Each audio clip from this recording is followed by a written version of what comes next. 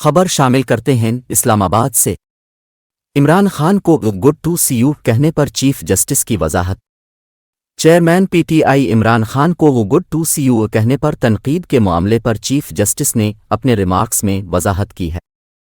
Civil مقدمے کی سماعت کے دوران سپریم کورٹ آف پاکستان کے چیف جسٹس عمر عطا بندیال نے وکیل اصغر سبزواری سے مکالمہ کرتے ہوئے کہا کہ آپ کو دیکھ کر خوشی ہوئی، آپ ایک وقت کے بعد میری عدالت میں آئے ہیں۔